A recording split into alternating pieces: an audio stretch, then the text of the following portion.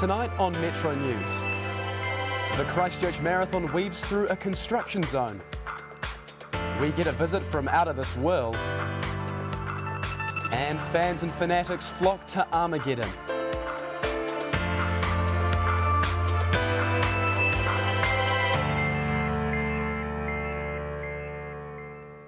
Kia ora and good evening. Welcome to your local news, brought to you by the students of the New Zealand Broadcasting School. The Christchurch Marathon is back, but traffic management costs are still a big issue. Competitors have to race around roadworks and building sites in the CBD, but ensuring runners are safe comes at a price. Lydia Clark is covering the story and joins us now. Lydia. Well, because there is still so much rebuilding and roadworks going on around the city, it's a challenge to keep the marathon here, and of course it's expensive to run. But the council are looking at a special fund to cover the cost of traffic management. In the meantime, organisers are doing what they can. It might be raining and cold, but this isn't stopping over 4,000 people participating in the Christchurch Marathon. Yeah, it's an awesome event. It's about people setting goals. I think there's something in there for everyone.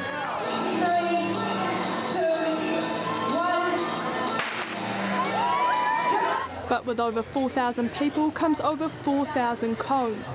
Just like last year, traffic management costs are a problem for an event this size.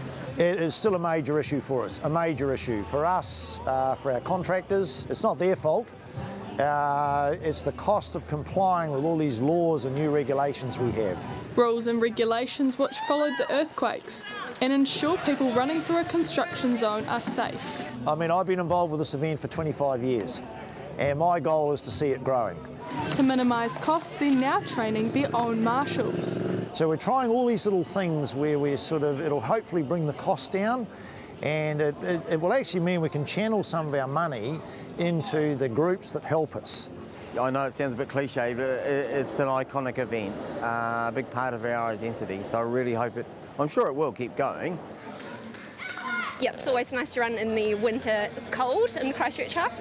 I love running in the city, yeah. Hagley Park's a great favourite spot of mine to run around. Nice view of the park as well, and see all the construction. I do engineering, so I love construction.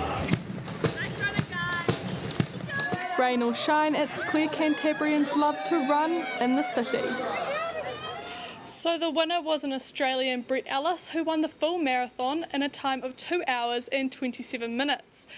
Now 4,000 runners may seem like a lot, but before the quakes they had 6,000 competitors, and organisers say their goal is to keep on building up till they get back to where they were. Thanks, Lydia. When QE2 was demolished following the 2011 earthquakes, New Brighton residents struggled without it.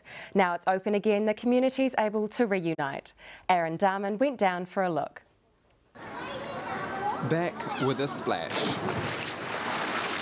The QE2 pool facility open again in Christchurch after a hard-fought battle finally won by the New Brighton community. It's great for the community. It's been a long time coming, and I think it's going to bring the community together. My life.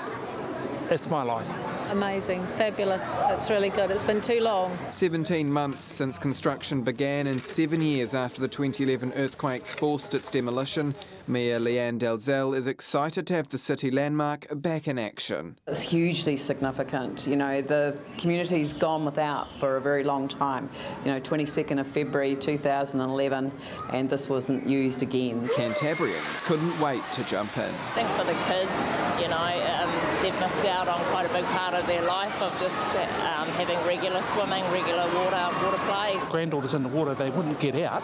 Councillor Glenn Livingston says a strong community voice was the difference after the City Council first decided it would be too expensive to rebuild the centre. You can break down how many submitters from the east and from New Brighton, and that's been huge. They've really made their voice known. Although it features a 130-metre hydroslide, 25-metre lap pool and lazy river, not everyone's happy. Locals are disappointed the pool length is half the size of the Olympic standard 50 metres. The day it opens, it's under-providing. I think maybe they might regret it later on. I admit, very we're slightly underwhelmed. Councillor Livingston understands their frustration. Yeah, I do. I mean, that partly goes back to when there was a 50-metre pool here. But Mayor Leanne Dalzell isn't entering discussion on that. Some people have had a bit of concern about the fact that it's not Olympic length, the lap pool, it's not 50 metres. The decision was taken a long time ago. She says with the development of the Metro Sports facility, catering for national events is no longer QE2's priority. Roles have shifted, but this is the best community facility in the city and, dare I say, the best community facility in the country. Once the jewel of East Christchurch, QE2 has risen from the rubble. Now it's time for the community to return the centre to its former glory. Aaron Darman, Metro News. Coming up later, we talk to Dion Swiggs about what the pool means to the community. But now, another landmark in the city's east has also opened. I went down to check out the new Brighton Pier after its $8 million repair job. It was cloudy and wet, but that didn't stop locals and tourists alike from coming to walk the restored new Brighton Pier. Work on the damaged pillars began 18 months ago as concerns grew that the 2011 quakes had shortened the pier's lifespan. The main damage was from the February earthquakes. The pier actually would have moved maybe about this much, just side to side, back to forward. And where it comes up out of the ground is sort of a point of weakness. Local community leader Tim Sintis was part of a group that originally pushed for the pier to be built, and he couldn't be happier to see it open again. It's been 16 months of having it closed, and it's an iconic thing for New Brighton and for the city. And repairing it was no easy feat. The pier was supposed to open in March, but fortifying the pillars was unpredictable and difficult. There's been 2 cyclones, a bunch of king tides where we've had storms roll through, so they're high tide and the waves smashing through our temporary works. So yeah, we've had a lot of challenges. Throughout the 16 months, the pier's been opened in stages, but everyone was thrilled to walk the full 300-metre length. The pier looks good. It's good to have it open. I mean, it's a good place to just go for a walk. You get a nice breeze when you get out here, and then you get this amazing view. It's fantastic. It's just like Brighton in the UK. It's just cold, wet. It's a bit of sunshine. While others weren't so sure what to make of it. Should be 2 of them. It's only 1. You come here, you expect 2, don't you? It's a pier, isn't it? Jokes aside, Tim says he's glad to see things finally getting done around the community. The effect it had on the people, that something was actually happening. You know, I mean, you can talk about it for ages, but actually seeing something happen, it's quite inspirational. With an icon of the community and the city restored, the future of New Brighton is looking brighter. Jacob Johnson, Metro News. New Zealand's next rugby superstars are in France, taking on the world's best. Reporter Zion Dale caught up with the Baby Blacks captain before they left. Tom Christie is about to embark on his biggest rugby milestone yet. You never actually kind of think about being named the captain of a team. So I think that's something that's like a massive privilege. Does to Leon, here's the try to Tom Christie. Christie, who was the former Shirley Boys High first 15 captain, will lead the New Zealand under-20 rugby team in the upcoming World Cup in France. Born and bred pretty much here in Canterbury, so I've always looked up to the Crusaders, and I'm a 7th. I mean, we've currently got Matt Todd, who's one of the best in the world. We've had Richie, who debatably is the best in the world, so there's no short of inspiration around here. Tom's former manager is surprised he's moved up the ranks so fast. I think he's probably progressed far quicker than we thought. But he's obviously a player with good skills, ability, and he's got a great work ethic.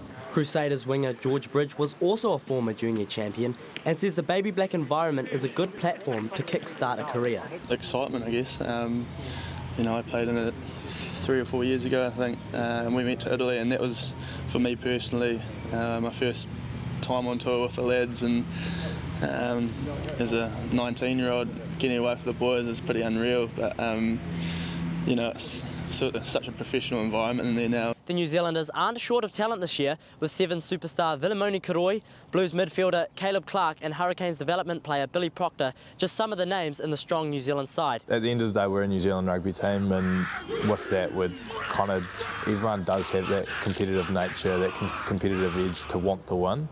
So we're definitely going there with a real want, but we do know that it's going to be tough. So here's hoping Tom and the Baby Blacks say au revoir to France with a gold medal around their necks. Zion Dale, Metro News. Coming up after the break, NASA touches down in Christchurch and one of our reporters gets their dancing shoes on for salsa.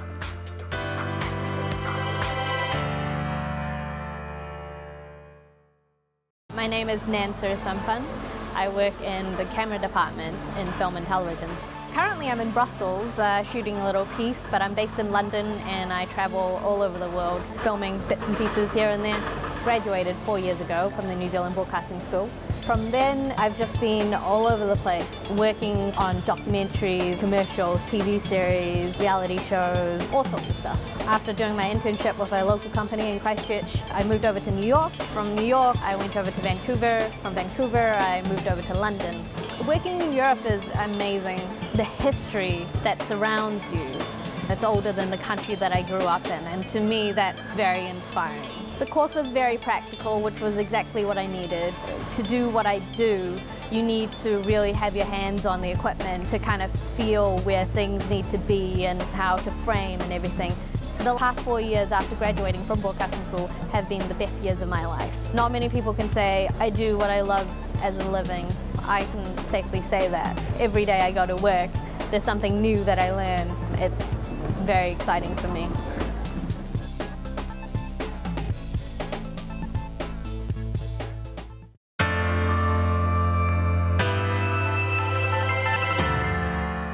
Welcome back. NASA is back in town with Sofia, the flying observatory touching down at Christchurch Airport this weekend. The team is here to study the Milky Way and map the stars around us. Duncan Vike is covering the visit and joins us now. Duncan. So if you're wondering about the name, Sofia is an acronym for the Stratospheric Observatory for Infrared Astronomy. NASA has been using Christchurch as a base for this operation since 2013. Because at this time of year, the Earth's tilt gives us a better view of the solar system and the Milky Way. For the next 7 weeks, Christchurch Airport will host Sofia, in which time the observatory is scheduled to make 19 overnight flights. We love being in Christchurch, and every year, because of the perfect observing conditions and the availability of targets, we end up with really impressive science. Every flight teaches the scientists more about the universe. Sofia is the only observatory that can examine full infrared data hundreds of thousands of kilometers away. Every science flight results in terabytes of data. We actually fly out what we call an observatory data cache from our operations center in Palmdale, California, to New Zealand to be able to handle that data. Sofia is a repurposed Boeing 747, originally built in 1977 and purchased by NASA in 1997. It flew its first flight as an observatory in 2010.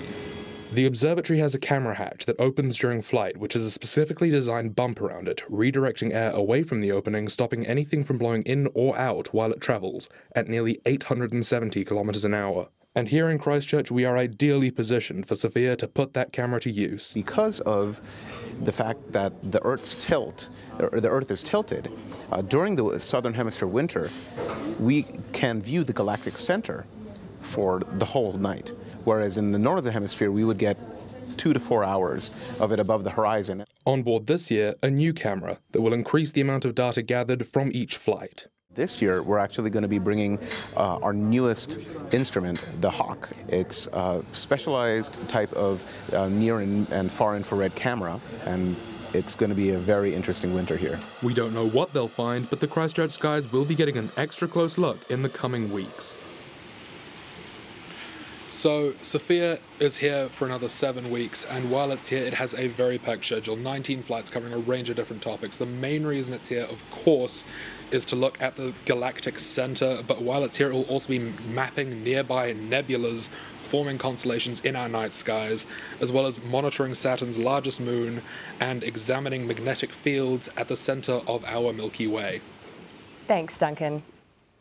Earlier in the programme, we heard about QE2's long-awaited opening. But now, reporter Aaron Darman and City Councillor Dion Swiggs join us in the studio to talk about the new facility. Aaron. Thank you, Brooke. So, Dion, how significant is this reopening to the Christchurch community? This is really, look, it's really significant after the earthquakes. The East lost so much after the earthquakes, and to have such a facility back in the East, by the communities, which is really good. This was designed by the communities, for the communities in mind. So it is a really significant milestone for East Christchurch. What is most exciting about getting QE2 back up and running? It's the significance that QE2 had to that community when it was built in the 70s for the for the Commonwealth Games, and having it back in that community right now, it's just like people are just going, yes, we've got something back. Actually people care about us, and I think that's a really big significant milestone for people in a post-disaster recovery environment. Is that people feel like they're cared about, feel like they've actually been listened to, and actually have things to do in their own communities. Toyota, tell me about the name. So it was gifted by, so after the earthquakes there was a governance group that was set up in terms of trying to get Māori influence back into the front of mind in Christchurch. It's really the partnership with the Waitangi Partnership. Toyota is about the meeting place of the waters of the East. It's a really cool little thing, and it's all about health and well-being. So it has a number of meanings, but it's about health and well-being, living near the coast, water. It's just a really cool name. It was gifted by Mātapōpiri, and it really has a good significance to local Māori in Christchurch. Now, people are frustrated the pool is not Olympic length. Can you understand their concern? Absolutely. It's really interesting. I mean, Christchurch is going to be very oversubscribed for pools in a very short time, well, probably within the next 10 years. So we're building our pool facilities probably for 20 years into the future. The 50-metre length pool will be right in the heart of the city. It's going to be a $250 million facility plus. It's probably going to be a little bit more than that. QE2 in comparison is $38 million. So you can kind of see the difference in the scope of these pools. QE2's got one hydro slide. The Metro Sports is going to have 5. This is going to be a big facility. It's going to be able to host international sports of all different sort of codes when it comes to water. And that's really, really exciting. And I'm really focused as the councillor for Christchurch Central to get that facility done so that we can actually start enjoying, Olympic or international type standard swimming events in our city. So is QE2 a facility for elite athletes or not? It's not. I mean, no, it's not. I mean, let's face it. It's not an elite athlete facility. It's for the community. It was built by that community with them in mind. There is a little bit of noise around, well, maybe we can, put a 50-metre pool there. It could be done in the future. It's built in such a way that if we wanted another 50-metre pool in our city, we could extend that. But at the moment, that's what we've got, and we've just got to sort of make it and enjoy what we've got. How important is this a step for the greater Christchurch rebuild? The rebuild's really, it's in a really interesting space at the moment. We need to make sure that we keep the momentum happening. This facility opening in East Christchurch is massive for that community in terms of the momentum that the rebuild is having. There's been a number of other things that's been opening up in the east recently as well, as you've seen before. And all these steps help with the health and well-being of people in that community because their roads are still sort of, really munted. It's not easy to live in East Christchurch in this post-disaster recovery environment, but these milestones really do make a big difference. Thank you very much, Dion. Back to you, Jacob and Brooke. Thanks, Aaron. Salsa dancing isn't the first thing that springs to mind if you're bored at home with nothing to do, but it's apparently the latest craze. Reporter Isaiah Smiler checks out the dance floor. Salsa dancing, with a pair of Canterbury's top instructors. Ruben Watkins has been doing the salsa for almost 2 decades and has plenty on his CV to show for it. Fun, it's heaps of fun. I think that's the main thing. Ruben's won many titles in both South Island and national competitions. Ruben holds beginner salsa classes just like this one once a month. And even better, the first class is free. It's a good way to get people into doing something that they may not have already decided to do. Partner Mia Yataswara began in one of Ruben's free classes, and now she's helping him teach them. I started with Ruben actually. It was a New Year's resolution, and it's the same thing. It was free class, obviously, and who can't say no to free things? The free classes have been known to introduce 100 new dancers to salsa at a time, and they come for plenty of different reasons.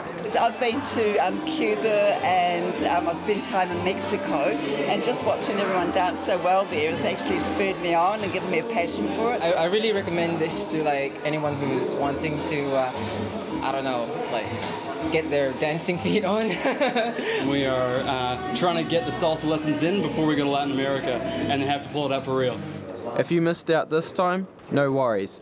Ruben and his team are prepared well in advance. We've got the dates lined up pretty much most through the year. Yeah, so always pushing for new classes, new people to come along. It doesn't matter who you are, the Salsa Latina Dance Centre welcomes all. We've had people right up to almost the age of 80, and so it's not really, you know, it's not exclusive to one group, so I like to keep it open as much as possible. So yeah, everyone's our target market. Well, not quite everyone. I think I'll need a few more lessons, but for the time being, I'll stick to journalism. Isaiah Smiler, MetroNews. Coming up after the break, we join the fun at Armageddon and meet the people making the most of Queen's birthday weekend.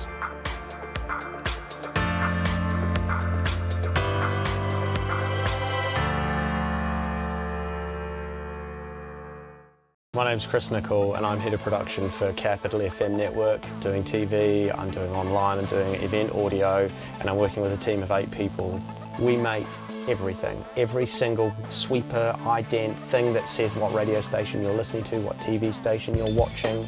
Broadcasting school put me in a scenario where I had to figure things out. Hands-on learning, getting stuck in, teaching yourself stuff. It also prepared me for the sorts of people that you come in contact with in media and how to deal with situations, especially high stressful situations. The great thing was the tutors were really encouraging and really helpful. They were like senior members of staff in a real radio station. Nowhere else will you get hands-on learning that actually lands you in a real radio station doing real work as part of the course. I have freelanced at some fantastic places and made some really good friends just from being able to turn up and be nice and polite and professional. All of those things is what broadcasting school was really good at versing you in. Being in London, it's a melting pot of creativity and ideas and people. I'm doing stations in Iceland, Germany, America, New Zealand still, which is wonderful. I can't say I expected it to be quite like this, but it's awesome.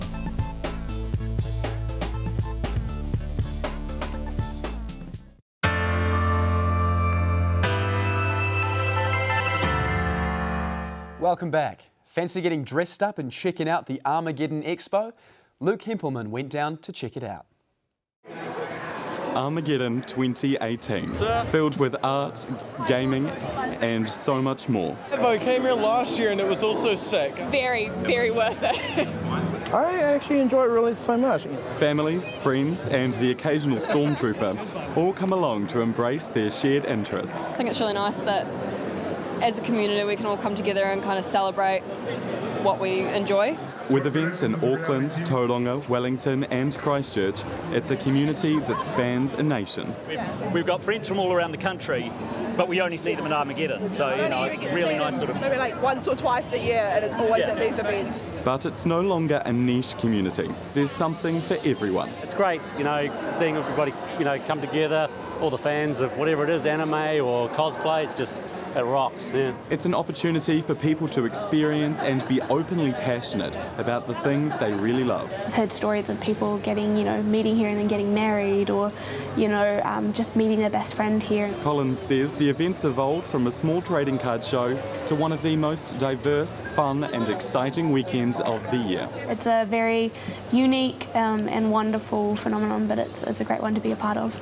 It's been a very busy day here today at Christchurch's Horncastle Arena, with over 20,000 people expected to attend. The next event is in Auckland in October, and organisers say they're already preparing for what will be another fun-filled weekend. Luke Hempelman, MetroNews. How did your Queen's birthday weekend go? Our reporter Abby Wakefield tracks down those celebrating in royal style. Queen's birthday. For some, it's a day off, but for others, it's about celebrating everything British. Oh, well, my pork pies are sold out today, so I'm happy. Tradition took the stage at the Lincoln Farmers Market with Morris dancing and bagpipe playing. I just think it's great that everybody's out here doing this. Unfortunately, there was no sight of Queen Elizabeth II in Lincoln over the weekend, but there was plenty to remind us of Her Majesty. I've got a tremendous respect for the royal family. She sells Great Britain. You know, so she's the head of Great Britain Inc., you know, so I've got respect for her. And even though it's called Queen's Birthday, the dates aren't actually when Her Majesty was born. It's the celebration of her coronation as the Queen. Her birthday is actually at the beginning of April, if I remember correctly. That's right, our corgi-loving Queen was actually born on April 21st, but she prefers to have her official birthday in June because the weather in Britain is nicer. But here, Mother Nature thought she'd do the raining on the Queen's special day. Abby Wakefield, MetroNews. And now to weather. James, I hear there's a chance of snow. Well, Jacob, there's a chance there could be some snow in parts of the Port Hills over the next couple of days. It's been another cold, wet, cloudy day for much of the country with rain across the main centres. Auckland saw heavy falls for most of the day. Christchurch had the occasional shower and what was a damp start to the week. There's no let up in the cold tomorrow, Christchurch, so grab an extra layer and a rain jacket. You'll have rain for parts of the day, which gets heavier in the afternoon. Expect a high of 12 and a low of 3. Further south is much of the same story. Timaru, Twizel and Ashburton can all expect rain at some point. Timaru, you may be lucky and get some fine spells, but rain will develop in the afternoon. Twizel, get ready for a cold one with a low of -1 and a high of just 11. Hanmer, Kaikoura and Oxford, you may escape the rain, but winter is well and truly here. Hanmer, you'll be just about freezing overnight and reach a high of 9. Oxford, your high is 12 and Kaikoura warming up with a high of 14. It's looking like this cold and rain will hang around much of the week, so take care if you're on the roads, especially further south. Warm up and grab a cup of tea. That's all from me. Enjoy the rest of your evening. Thanks, James. And that's Metro News for tonight. For those stories and more, head to our website metronews.co.nz. Join us again tomorrow night. I'm Jacob Johnson. And I'm Brooke Jenner. Ka kite anō.